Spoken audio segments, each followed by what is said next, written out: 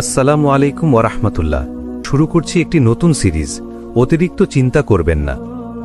চিন্তা করা মানুষের স্বাভাবিক বৈশিষ্ট্য। যদি কারো চিন্তা না থাকে তবে সে মানুষই নয়। কিন্তু সমস্যা হয় তখন যখন চিন্তা আমাদের জীবনকে গ্রাস করে ফেলে। অতিরিক্ত চিন্তা, ওভার থিঙ্কিং, আমাদের মনের শান্তি কেড়ে নেয়। অতিরিক্ত চিন্তা আমাদের ইবাদতে মনোযোগ কমিয়ে দেয়। অতিরিক্ত চিন্তা আমাদের আল্লাহর উপর ভরসাকে দুর্বল করে ফেলে। কিন্তু আল্লাহ বারবার কুরআনে আমাদের স্মরণ করিয়ে দিয়েছেন, তুমি একা নও, তোমার উপর আল্লাহর দয়া সব সময় আছে। কেন আমরা অতিরিক্ত চিন্তা করি? ভবিষ্যৎ নিয়ে ভয়, কাল কি হবে, আমি সফল হব তো, আমার রিজিক আসবে তো, অতীতের ভুল, আমি যা করেছি আল্লাহ আমাকে ক্ষমা করবেন তো, মানুষের দৃষ্টিভঙ্গি, লোকজন আমার সম্পর্কে কি বলবে, অনিশ্চয়তা, জীবনের প্রতিটি মোড়ে আমরা যেন অন্ধকার দেখি। এই সব মিলিয়েই আমাদের মনে অতিরিক্ত চিন্তা জমতে থাকে। আমরা বারবার ভেবে যাই, অথচ সমাধান কিছুই হয় না।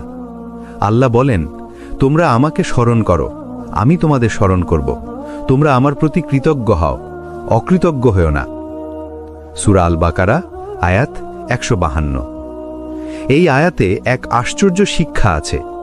তুমি যত বেশি চিন্তা করবে তত বেশি বিভ্রান্ত হবে, কিন্তু তুমি যদি আল্লাহকে স্মরণ করো, চিন্তার বোঝা হালকা হয়ে যাবে। এক ব্যক্তি রাতে ঘুমোতে পারছিল না, চিন্তায় তার বুক ভারী হয়ে উঠেছিল। সে ভাবছিল, আমার রিজিক আসবে তো, আমার পরিবার বাঁচবে তো।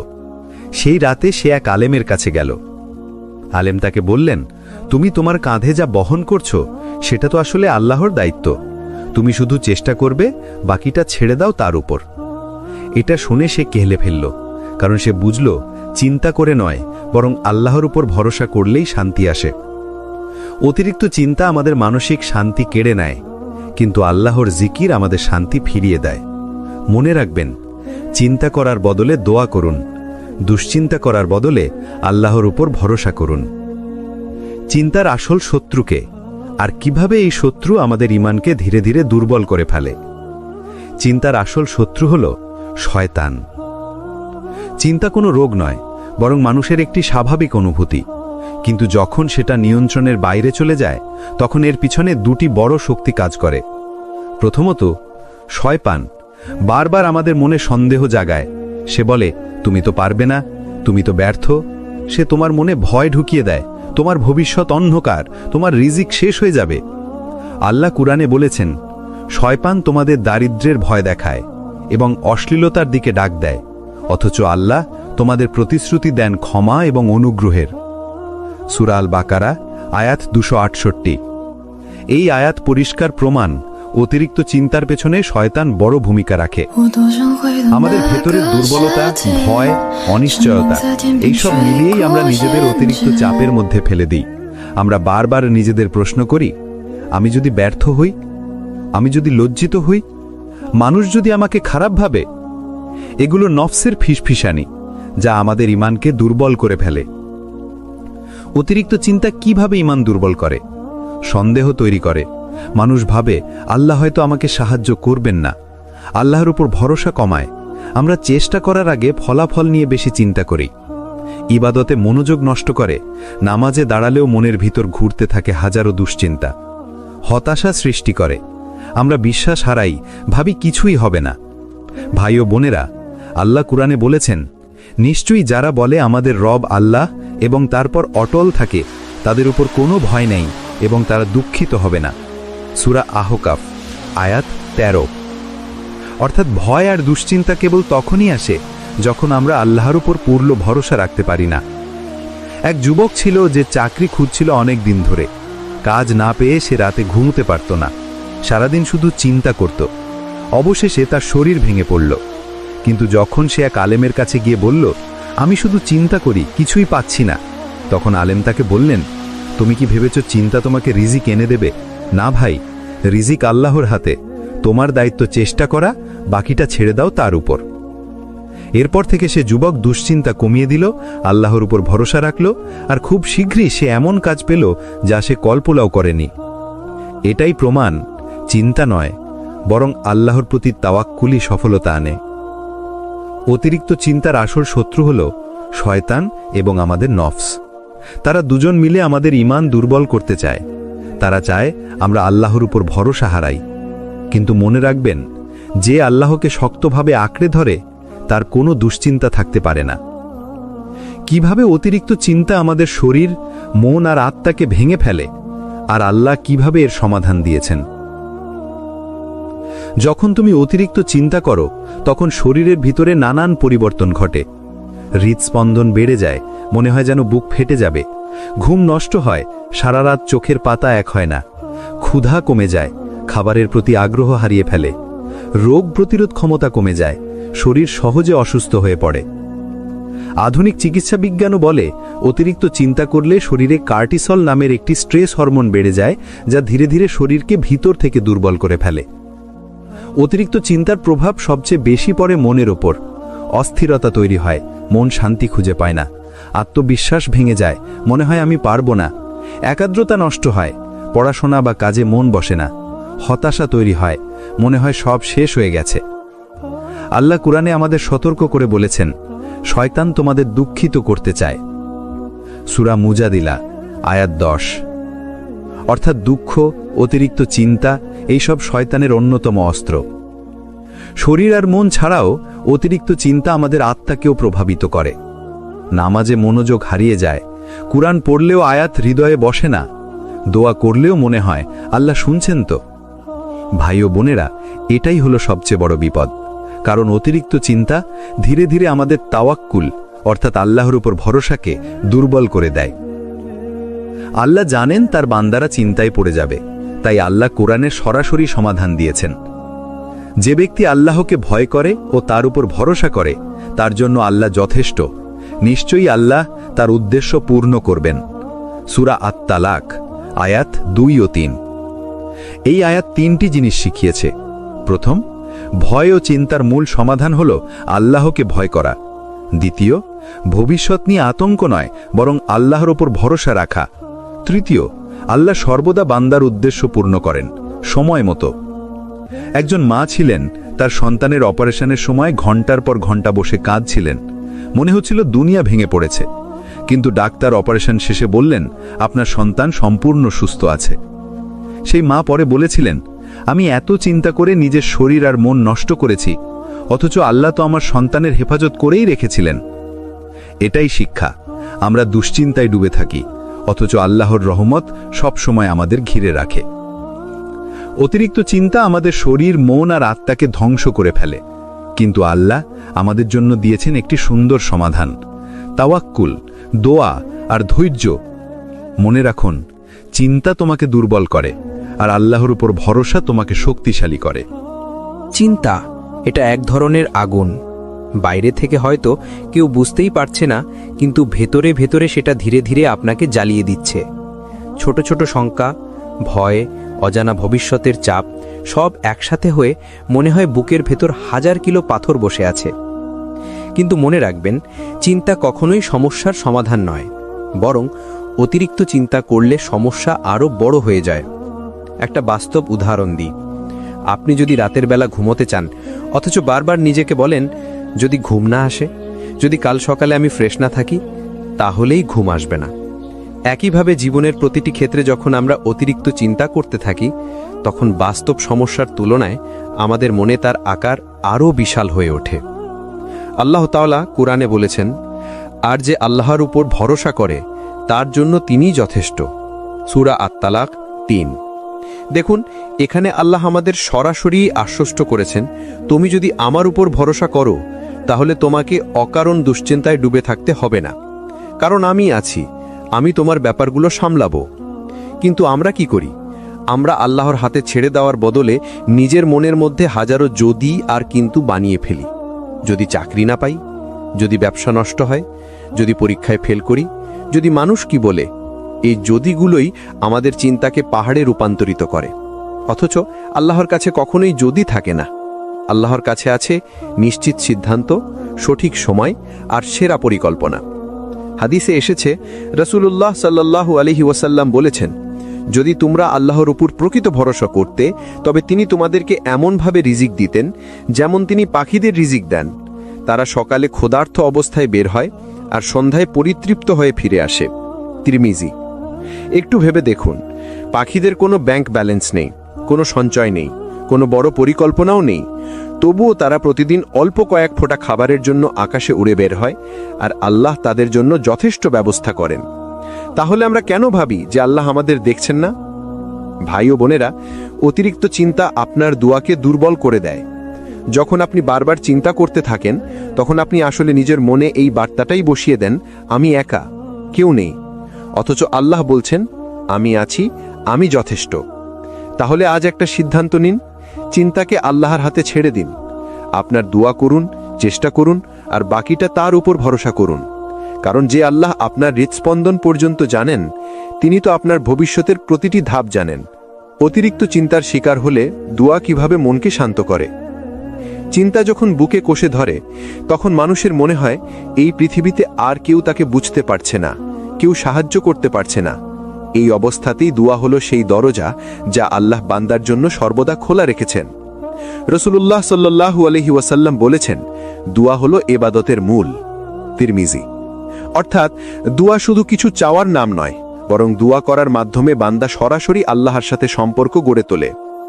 দোয়ার ভেতরে এক ধরনের প্রশান্তি আছে, কেননা যখন আপনি দোয়া করেন, তখন আপনি আসলে নিজের মনের সব চিন্তা, দুঃখ, হতাশা, ভয় সব আল্লাহর কাছে উজাড় করে দেন।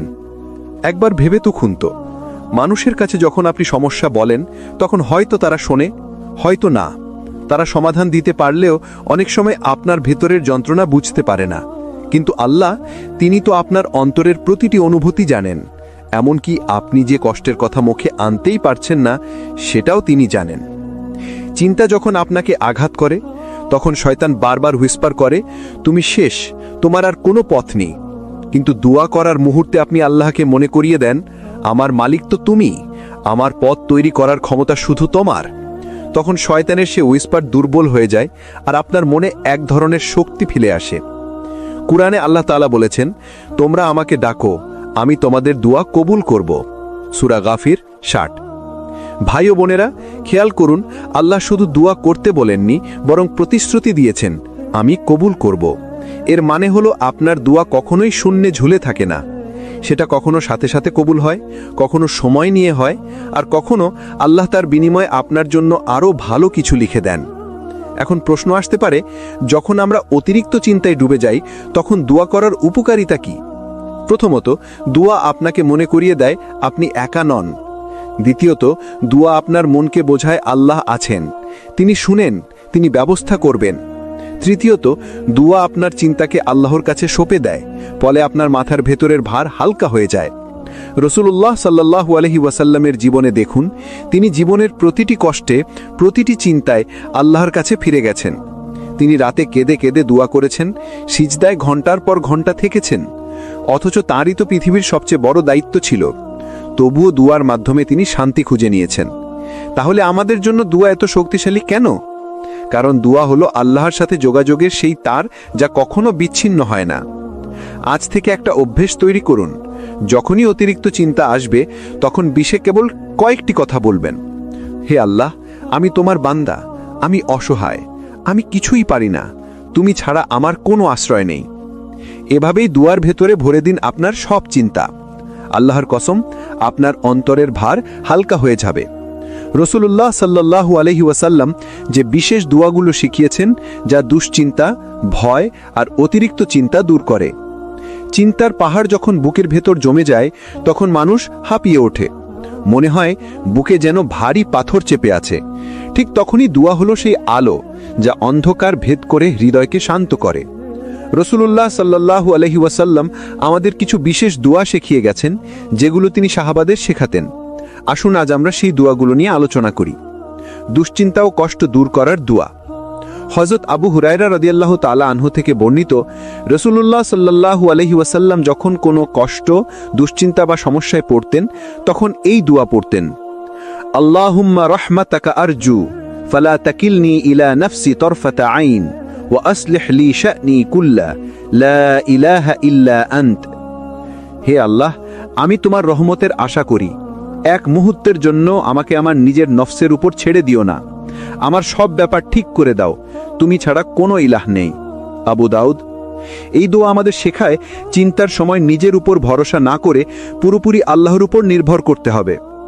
দুশ্চিন্তা দূর করার আরেকটি দোয়া রাসূলুল্লাহ সাল্লাল্লাহু আলাইহি ওয়াসাল্লাম বলেছেন, যে ব্যক্তি চিন্তা, ভয়, দুঃখে পড়ে নিচের দোয়াটি পড়বে, আল্লাহ তার দুশ্চিন্তা দূর করবেন এবং তার পরিবর্তে তাকে প্রশান্তি দান করবেন।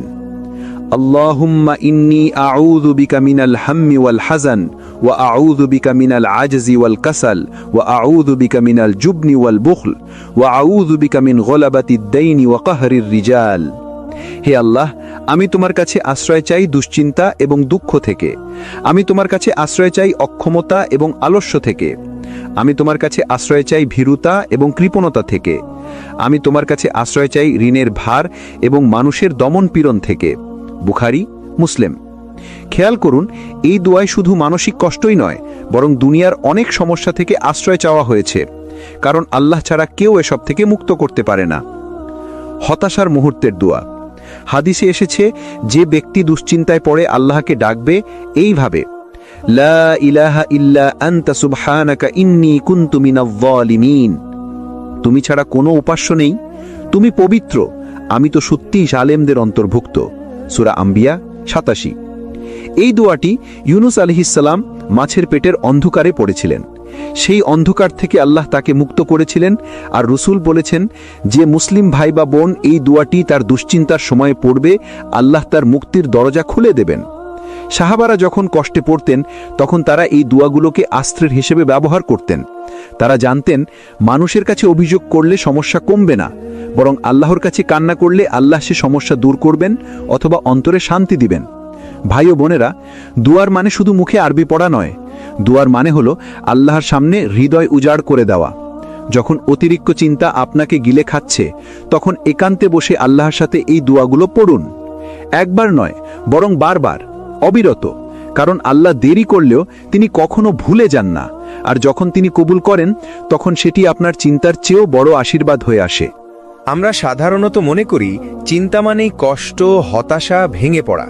কিন্তু কোরআন ও হাদিস আমাদের শেখায়, আল্লাহ যখন বান্দাকে কোনো দুশ্চিন্তা, ভয় বা মানসিক চাপের মধ্যে রাখেন, সেটার ভেতরেও থাকে রহমত। আল্লাহ বলেন, অবশ্যই আমি তোমাদেরকে পরীক্ষা করব কিছু ভয়, ক্ষুধা, ধনসম্পদ, জীবন ও ফসলের ক্ষতির মাধ্যমে, আর ধৈর্যশীলদের সুসংবাদ দাও। সূরা বাকারা 155। এই আয়াতে আল্লাহ স্পষ্ট করে বলেছেন, চিন্তা, ভয়, ক্ষতি এসব হবে, কিন্তু এগুলো ধ্বংস করার জন্য নয়, বরং ধৈর্যের পরীক্ষা নেওয়ার জন্য। আর ধৈর্য ধরলে আল্লাহর রহমত নেমে আসে। চিন্তা আপনাকে আল্লাহর দিকে ঠেলে দেয়। অনেক সময় মানুষ সুখে থাকলে আল্লাহকে ভুলে যায়, নামাজ ফসকায়, দোয়া কমে যায়, তাওবা দূরে সরে যায়। কিন্তু যখন কোনো চিন্তা আসে, তখন সেই মানুষটি আবার সিজদায় ফিরে আসে, আবার কেঁদে কেঁদে আল্লাহকে ডাকে, আবার রাত জেগে দোয়া করে। তাই চিন্তা অনেক সময় আল্লাহর বিশেষ রহমত, যা বান্দাকে আবার তার কাছে ফিরিয়ে আনে। দেখুন, ইয়াকুব আলাইহিস সালাম তার ছেলেদের হারিয়ে কত চিন্তায় কেটেছেন। চোখের দৃষ্টি চলে গিয়েছিল কান্না করতে করতে, কিন্তু সেই দুশ্চিন্তাই তাকে আল্লাহর কাছে আরো বেশি করে ফিরিয়ে নিয়ে গিয়েছিল। শেষ পর্যন্ত আল্লাহ তার সব সন্তানকেই ফিরিয়ে দিলেন। ইব্রাহিম আলাইহিস সালাম যখন আগুনে ফেলা হলো, তখন তার দুশ্চিন্তা ছিল নাকি? অবশ্যই ছিল, কিন্তু তিনি পুরো ভরসা দিলেন আল্লাহর কাছে, আর আল্লাহ সে আগুনকে ঠান্ডা করে দিলেন। মুহাম্মদ সাল্লাল্লাহু আলাইহি ওয়াসাল্লাম যখন হিজরতের সময় গুহায় ছিলেন, তখন আবু বকর রাদিয়াল্লাহু চিন্তিত হয়ে পড়েছিলেন, কিন্তু রাসূল সাল্লাল্লাহু আলাইহি ওয়াসাল্লাম তাকে বললেন, চিন্তা করো না, আল্লাহ আমাদের সাথে আছেন। সূরা তওবা 40। খেয়াল করুন, এখানেই রহমতের দরজা খুলেছিল, কারণ আল্লাহর সাহায্য ঠিক সেই মুহূর্তেই নেমে এসেছিল। মনোবিজ্ঞানের ভাষায়ও বলা হয়, যখন মানুষ কোনো চাপের মধ্য দিয়ে যায়, তখন তার ভেতরে নতুন ধৈর্য, নতুন শক্তি তৈরি হয়। কোরআন ও হাদিস এই কথাকেই আরো গভীরভাবে বলে। চিন্তা আপনাকে মনে করিয়ে দেয়, তুমি দুর্বল, কিন্তু আল্লাহ শক্তিশালী। একজন মানুষ দুশ্চিন্তায় ভেঙে পড়েছিলেন। তার ব্যবসা ধ্বংস হয়ে যায়, ঋণের বোঝা মাথায় চেপে বসে। প্রতিদিন তিনি চিন্তায় রাতে ঘুমাতে পারতেন না। একদিন তিনি মসজিদে গিয়ে কেঁদে কেঁদে আল্লাহর কাছে বললেন, হে আল্লাহ, আমি হেরে গেছি, আমি পারছি না, এখন সব তোমার হাতে। কিছুদিন পর আল্লাহ তার জন্য নতুন দরজা খুলে দিলেন। অন্য জায়গায় কাজ শুরু হলো। ধীরে ধীরে ঋণও শোধ হলো। তিনি পরে বলেছিলেন, সেই ভয়ঙ্কর চিন্তায় আমাকে আল্লাহর দিকে ফিরিয়ে নিয়ে গিয়েছিল। যদি সেটা না হতো, আমি হয়তো কখনো সিজদায় কাঁদতে ফিরতাম না। তাহলে ভাই ও বোনেরা, আজ থেকে আমরা যখন চিন্তায় পড়ব, তখন বলবো, হয়তো এর ভেতরেই আল্লাহর কোনো বিশেষ রহমত আছে। অতিরিক্ত চিন্তার সময় ধৈর্য সবার কিভাবে কাজ করে, আর ধৈর্যের প্রকৃত মানে কি? অনেকেই ভাবে সাবার মানে চুপচাপ সবকিছু সহ্য করা। না, সাবার মানে হলো আল্লাহর জন্য নিজের মন, জিহ্বা আর কাজকে নিয়ন্ত্রণ করা।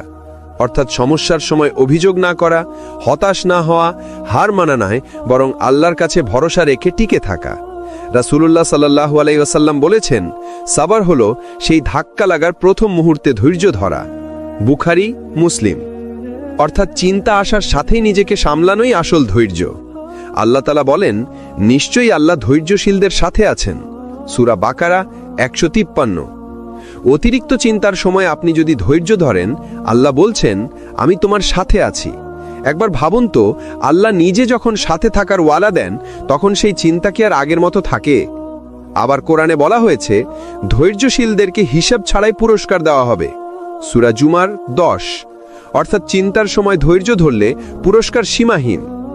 ইয়াকুব আলাইহিস সালাম যখন সন্তান হারালেন, তিনি বললেন, আমি তো সুন্দর ধৈর্য অবলম্বন করব। সূরা ইউসুফ 18। ইউসুফ আলাইহিস সালাম কারাগারে গিয়েছিলেন অন্যায়ভাবে, কিন্তু তিনি ধৈর্য ধরলেন। শেষে আল্লাহ তাকে মিশরের মন্ত্রী বানালেন। মুহাম্মদ সাল্লাল্লাহু আলাইহি ওয়াসাল্লামের জীবনে কষ্টের শেষ ছিল না, কিন্তু তিনি সব সময় ধৈর্য ধরে বলেছেন, আমার সাহায্যকারী আল্লাহই যথেষ্ট। যখন অতিরিক্ত চিন্তা আপনার মাথায় ভিড় করে, তখন সাথে সাথে ওযু করুন, 2 রাকাত নামাজ পড়ুন, সিজদায় গিয়ে কেঁদে কেঁদে আল্লাহকে বলুন, হে আল্লাহ, তুমি ছাড়া আমার আর কেউ নেই। এভাবেই নামাজ আপনাকে ধীরে ধীরে শান্ত করবে। এক ভাই বলছিলেন, তিনি দীর্ঘদিন ধরে দুশ্চিন্তায় ভুগছিলেন। রাতে ঘুমাতে পারতেন না। ওষুধ, ডাক্তার সব চেষ্টা করলেন, কিন্তু শান্তি পেলেন না। একদিন তিনি নিয়মিত তাহাজ্জুদ শুরু করলেন। তিনি বললেন, আমার চিন্তা পুরোপুরি শেষ হয়নি, কিন্তু আল্লাহর কসম, আমার অন্তরের অশান্তি চলে গেছে। এখন মনে হয় আল্লাহ আছেন, তিনি আছেই। ভাই ও বোনেরা, নামাজ হলো সেই বিশেষ ওষুধ যা আল্লাহ নিজ হাতে বান্দার জন্য দিয়েছেন। অতিরিক্ত চিন্তা, ভয়, অস্থিরতা সবকিছু নামাজের সিজদায় গলে যায়। অতিরিক্ত চিন্তার পেছনে শয়তানের ভূমিকা এবং কিভাবে আল্লাহর ওপর ভরসা করে সেই ফাঁদ থেকে মুক্তি পাওয়া যায়। শয়তান সব সময় মানুষকে ভয় দেখাতে চায়। আল্লাহ তাআলা কোরআনে বলেছেন, শয়তান তোমাদেরকে দারিদ্র্যের ভয় দেখায় এবং অশ্লীলতার প্রতি উৎসাহিত করে, আর আল্লাহ তোমাদেরকে নিজের পক্ষ থেকে ক্ষমা ও অনুগ্রহের প্রতিশ্রুতি দেন। সূরা আল বাকারা 268। চিন্তা করলেই বুঝবেন, যখন আপনার মন বলে তুমি পারবে না, তোমার রিজিক কমে যাবে, তুমি একা হয়ে যাবে, এগুলো আসলে শয়তানের ফিসফিসানি। শয়তান জানে, যখন আপনি অতিরিক্ত চিন্তায় ডুবে যাবেন, তখন আপনার নামাজে মন বসবে না, আল্লাহর জিকিরে মন টিকবে না, সিদ্ধান্ত নেবার শক্তি হারাবেন।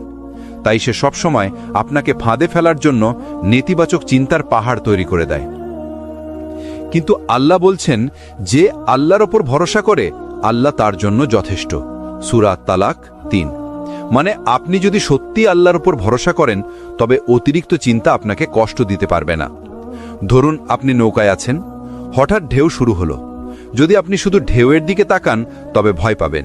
কিন্তু যদি নাবিকের দিকে তাকান, যিনি দক্ষভাবে নৌকা চালাচ্ছেন, তবে শান্তি পাবেন।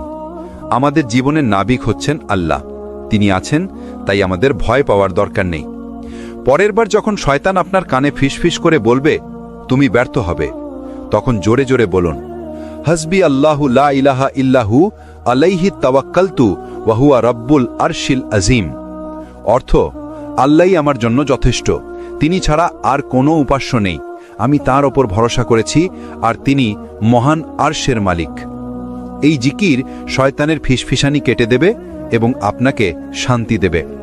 যখন আল্লাহ বলেন আমি তোমার সাথে আছি, সেই মুহূর্তেই চিন্তার অবসান ঘটে। আমরা সাধারণত মনে করি সমস্যা মানেই আমরা একা, কিন্তু কোরআনে আল্লাহ স্পষ্টভাবে বলেন, নিশ্চয়ই আমি তোমাদের সঙ্গে আছি। সূরা বাকারা 157। বুঝুন, আল্লাহর সঙ্গে থাকা মানে কেবল শারীরিক বা দৃশ্যমান সহায়তা নয়, বরং মানসিক ও আত্মিক সহায়তা। যখন আপনি দুশ্চিন্তায় থাকবেন তখন আল্লাহ আপনার অন্তরের ভাবনা জানেন, আপনার চোখের অশ্রু জানেন, এমনকি আপনার নিঃশ্বাসের গভীরতা পর্যন্ত জানেন। ইব্রাহিম আলাইহিসসালাম আগুনে ফেলার সময় তিনি এক মতন ভয় পাননি, কারণ আল্লাহর সহায়তা তার সঙ্গে ছিল। মুসা আলাইহিসসালাম যখন ফরাসি সৈন্যদের থেকে পালাচ্ছিলেন তখন তিনি ভীত হলেও জানতেন আল্লাহ তার সঙ্গে আছেন। ইউসুফ আলাইহিসসালাম কারাগারে আটক থাকলেও মনে ভরসা রাখতেন, কারণ আল্লাহ তার সঙ্গে ছিলেন। এই সব উদাহরণ আমাদের শেখায় যে চিন্তা আসলে আমাদের আল্লাহর স্মরণ করিয়ে দেয়। যখন আপনি মনে মনে আল্লাহকে মনে করেন, বলেন, হে আল্লাহ, আমি একা নই, তুমি আছো, তাহলেই মানসিক চাপ কমে যায়। মনে হয় সব ভার হালকা হয়ে গেছে, সব সমস্যা সামলানো সম্ভব। প্রতিদিন অন্তত 5 মিনিট বসে আল্লাহর সঙ্গে নিজের কথা বলুন। দুশ্চিন্তার মুহূর্তে আল্লাহর নাম উচ্চারণ করুন। মনে করুন আপনি একা নন, আল্লাহ আপনার সঙ্গে আছেন। এই অভ্যেস ধীরে ধীরে অতিরিক্ত চিন্তা দূর করবে। এক ভাই বলছিলেন তিনি চাকরির কারণে খুব দুশ্চিন্তায় ছিলেন। রাতে কেঁদে কেঁদে আল্লাহর কাছে বললেন, হে আল্লাহ, তুমি ছাড়া আর কেউ নেই। পরের দিনই সমস্যার সমাধান শুরু হলো। তিনি বললেন, যখন আমি আল্লাহর সঙ্গে নিজেকে যুক্ত করলাম, আমার মনে শান্তি নেমে এলো। চিন্তা তখন আর ক্ষমতা পেল না। অতিরিক্ত চিন্তা কমানোর চূড়ান্ত পথ হল আল্লাহর ওপর ভরসা, তাওয়াক্কুল এবং ধৈর্যের সাবরের মিলন। চিন্তা আর তাওয়াক্কুলের সম্পর্ক। অনেক সময় আমরা চিন্তা করি কি হবে, কিভাবে হবে, কে সাহায্য করবে। কিন্তু আল্লাহ বলেছেন, যে ব্যক্তি আল্লাহর ওপর ভরসা করে আল্লাহ তার জন্য যথেষ্ট। সূরা আত-তালাক 3। অর্থাৎ যত বেশি আমরা চিন্তা করি আল্লাহর ওপর ভরসা কম হয়, কিন্তু যখন ভরসা করি চিন্তা দূর হয়ে যায়। তাওয়াক্কুল মানে হলো আল্লাহর পরিকল্পনার ওপর সম্পূর্ণ বিশ্বাস। এতে আমরা জানি আমাদের জীবন, আমাদের রিজিক, আমাদের সমস্ত পরিস্থিতি আল্লাহর হাতে। ধৈর্য মানে হলো চিন্তার মুহূর্তেও স্থির থাকা।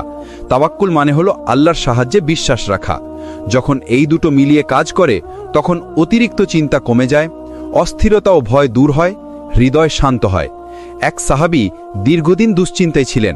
তার ব্যবসা ব্যর্থ হলো, পরিবার চিন্তিত, কিন্তু তিনি সব সময় বলতেন, আমার চেষ্টা আছে, আমার নামাজ আছে এবং আল্লাহ আমার সঙ্গে আছেন। আল্লাহ তার জন্য এমন রাস্তা খুলে দিল যা তিনি কল্পনাও করতে পারেননি। দেখুন, ধৈর্য এবং তাওয়াক্কুলের মাধ্যমে অতিরিক্ত চিন্তা এক শক্তি হিসাবে পরিবর্তিত হলো, যা জীবনে আশীর্বাদ নিয়ে আসে। প্রতিদিনের শুরু আল্লাহর ওপর ভরসা দিয়ে শুরু করুন। সকালবেলার দোয়া পড়ুন, হে আল্লাহ, আমি আজ তোমার ওপর ভরসা করি, আমার কাজ সহজ করো, আমার চিন্তা হালকা করো। চিন্তার মুহূর্তে ধৈর্য ধরুন।